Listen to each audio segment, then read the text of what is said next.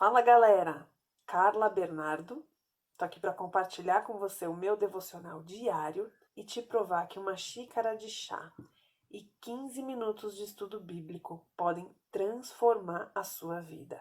Lucas 9, versículos de 10 a 17, a primeira multiplicação dos pães. Ao voltarem, os apóstolos relataram a Jesus o que tinham feito. Voltarem de onde? No texto anterior, no vídeo anterior a esse, se você quiser acompanhar os vídeos na ordem cronológica, vai na playlist de Lucas. Nós estamos estudando todo o livro de Lucas na ordem em que ele está escrito, capítulo por capítulo.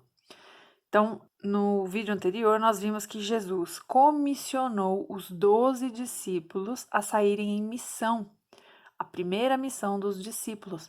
Jesus os revestiu de poder para expulsar demônios e curar pessoas e mandou que eles anunciassem o evangelho. Então, eles saíram de 2 em 2, saíram em pares e foram pregar o evangelho. Então, aqui ele está dizendo que eles voltaram dessa viagem missionária. Imagina como eles estavam animados e cheios de espírito e com a fé fortalecida, porque a Bíblia não relata em detalhes, mas imagina tudo que eles viveram e viram nesse período em que eles saem em missão. Então, eles estão aqui cheios de poder que Jesus deu para eles, cheios de história para contar, cheios de milagres e testemunhos. Gente, essa deve ser a vida do cristão. A gente sabe que a gente está no caminho certo, a gente sabe que a gente está caminhando com Deus e cheio do Espírito quando a gente tem muita coisa para contar. Quando você tem muito testemunho para dar, muito milagre para contar, é porque você está no caminho certo. Não é quando você tem uma casa cara, um carro caro, dinheiro, ostentação, não, é milagre. Essa semana eu preguei, falei de Jesus e tantas pessoas se converteram. Essa semana eu orei e alguém foi curado. Essa semana eu tive oportunidade de ajudar uma pessoa em depressão a ver a vida com outros olhos e começar o seu processo de cura. Isso é a vida do cristão. Quando a gente está revestido de poder, que foi o que Jesus fez aqui no texto anterior, você vai ter muitas coisas para contar. Continuando. Então, ele os tomou e retiraram-se para uma cidade chamada Betsaida. Mas as multidões ficaram sabendo e o seguiram. Isso aqui é muito recorrente, Todos os textos a gente vê isso, que Jesus se dirige a um lugar mais solitário e as pessoas ficam sabendo e vão atrás. Isso sempre acontece. Seja essa pessoa. Onde você souber que Jesus está, vá.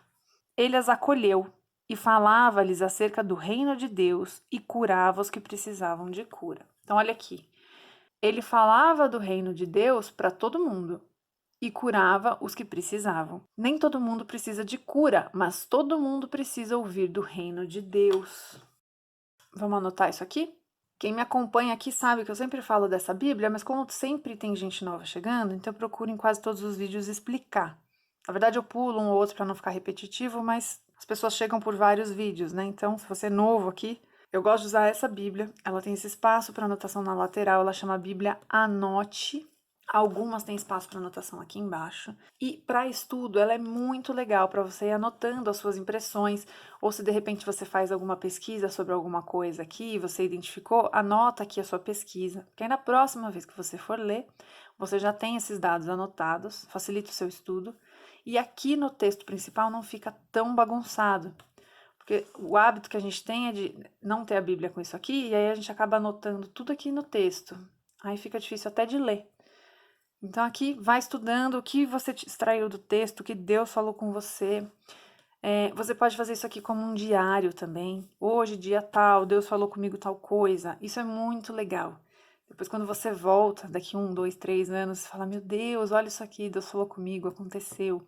Então registre, anote. Quando a gente escreve, a gente aciona outros neurônios, além dos que a gente aciona quando lê. Então isso facilita também a memorização. Então é isso, a gente precisa gravar a palavra de Deus para que na hora necessária ela venha à sua mente. Não é possível você lembrar de uma coisa que você nunca viu. Então, por isso a gente lê a Bíblia todos os dias. Porque na hora que você precisar, o Espírito Santo te lembra daquilo que um dia você leu. Então, eu vou fazer uma anotação aqui desse pedacinho do que eu já tirei desse texto. Jesus falava do reino para todos e curava os que precisavam.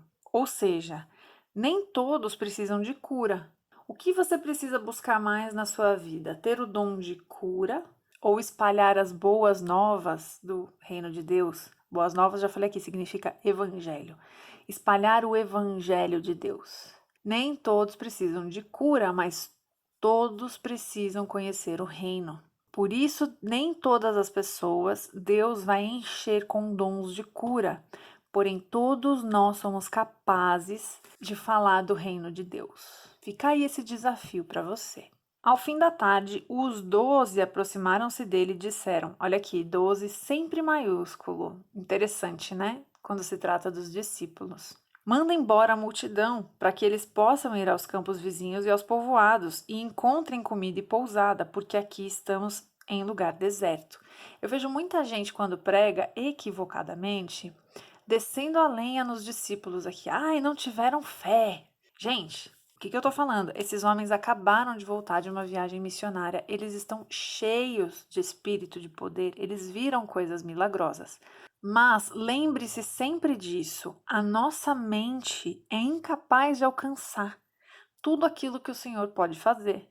Hoje a gente crê em multiplicação, quando as coisas ficam difíceis, a gente fala, ai, Deus vai multiplicar o pão. Por quê? Porque a gente já viu que isso acontece. Mas até aqui eles não tinham visto. Por mais cheios de poder que eles estivessem, entenda uma coisa: nós somos criatura. Deus é o Criador.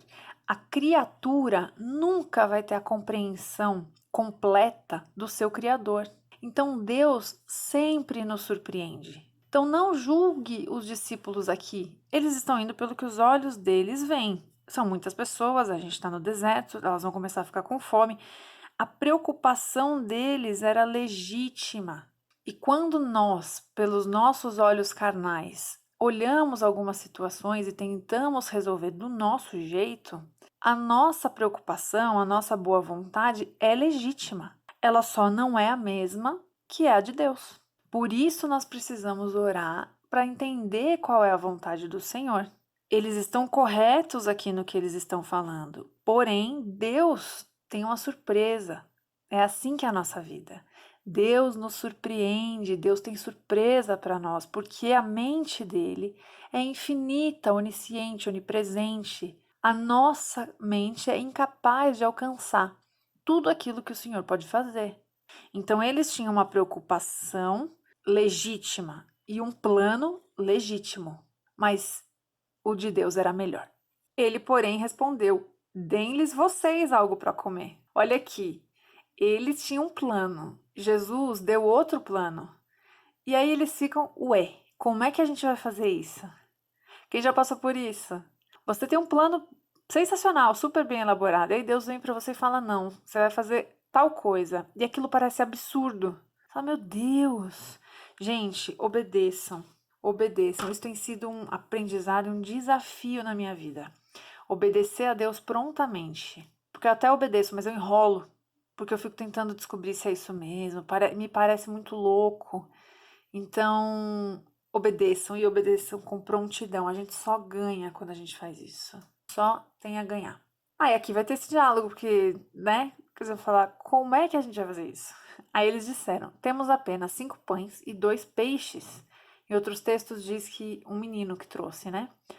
A menos que compremos alimento para toda essa multidão. Então, olha aqui de novo, o plano deles, o que eles estão falando, é terreno, é o óbvio, é o que eles enxergam, né? Somos criatura, só enxergamos com os olhos de criatura.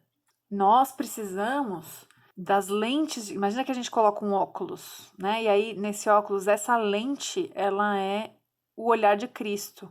A gente precisa vestir esses óculos com a visão de Cristo para enxergar e interpretar o mundo de outra maneira. Sem as lentes de Jesus, a gente enxerga como todo mundo, né? Só o que está à nossa volta. E olha aqui, o texto nos diz que eram cerca de 5.000 homens. Nessa época só eram contados os homens. Então vamos imaginar aí, se tem isso de homem, pelo menos mais 5.000 de mulheres, né? E uma criançada, né, gente? Porque até hoje os povos árabes, judeus, eles têm muitos filhos. Então, alguns estudiosos acreditam que eram cerca de 12 a 15 mil pessoas, na verdade. Mas ele disse aos seus discípulos: façam-nos sentar-se em grupo de 50. Olha isso aqui, Jesus botando ordem no caos. Ele disse o que ele ia fazer? Ele não falou, não, calma, eu vou multiplicar. Ele foi dando a ordem. Gente, isso aqui é uma coisa que eu tenho aprendido na vida, na caminhada com Cristo, e isso é muito importante. Deus, nem quase nunca, tá? Eu não vou falar que nunca, porque a gente não pode colocar Deus numa caixinha. Deus faz do jeito que ele quer, na hora que ele quer, com quem ele quer. Mas geralmente na Bíblia, quando a gente vê Deus dando direção para Abraão, para Moisés, para todo mundo, ele nunca conta o plano completo. É muito difícil quando Deus fala, ó, eu vou fazer tal coisa, vai lá e faz isso. Geralmente Deus vai se revelando no caminho. Ele vai te dando as ordens, conforme você obedece, as coisas vão acontecendo. Então, se Deus está te dando uma direção e ela parece muito absurda, obedeça, porque você vai entender o porquê disso lá no final. Geralmente Deus não vai te revelar tudo no começo, e eu acredito que tem uma razão. Isso é só uma ideia minha, tá? Mas eu acho que faz muito sentido. Nós somos expert em querer pular etapa.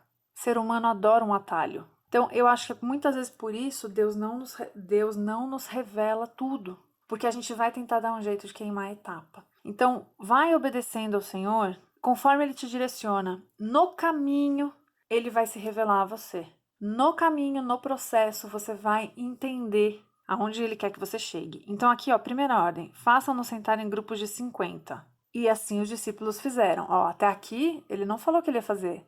Mandou arrumar o povo, eles foram lá, arrumaram o povo. Depois que o povo estava organizado, olha só, tomando os 5 pães e os 2 peixes, olhando para o céu, deu graças. Jesus sempre agradece o milagre antes dele acontecer. Quando você for orar pedindo um milagre, já agradece pela resposta do Senhor. Pode ser sim, pode ser não, mas já agradece porque Deus te responde. E os partiu. Então, primeiro eles obedeceram sem entender o que ia acontecer, aí o milagre veio. Em seguida, entregou-os aos discípulos para que os servissem ao povo. Todos comeram e ficaram satisfeitos. Olha só, não é que comeram um grãozinho, comeram até se esbaldar. Quando Deus faz assim. Quando Deus vem, ele vem com fartura, com abundância, com transbordo. É assim que Deus trabalha. E os discípulos recolheram 12 cestos cheios de pedaços que sobraram. Eu vejo muitas teorias, muitas pregações sobre o significado desses 12 cestos, né? 12 cestos cheios. Mas há uns dias eu vi alguma pregação na internet, não vou lembrar de quem foi. Fez muito sentido para mim. Esse pregador ou pregadora, eu não lembro quem era que estava falando, disse o seguinte, que para o judeu o número 12 era muito forte, por causa das 12 tribos e tudo mais. Então, esse pregador dizia o seguinte, que quando o povo viu o milagre e 12 cestos, intrinsecamente isso já estava na mentalidade do judeu. Eles entenderam que era o Messias, que 12 era um número que Deus tratava com o povo de Israel. Então existe uma mensagem aqui que para o judeu fazia todo sentido. E eu achei essa interpretação bem interessante. Achei que das que eu ouvi até hoje foi a que fez mais sentido. Então aqui ele faz o milagre e diz, ó, eu sou o Messias. Por isso 12 apóstolos, né? Um representa cada tribo. Então vamos lá anotar o que esse outro pedaço do texto nos ensinou no dia de hoje. Eu digo hoje porque a Bíblia é infinita. Você pode ler muitas vezes e o mesmo texto e cada vez Deus vai te dar uma revelação nova.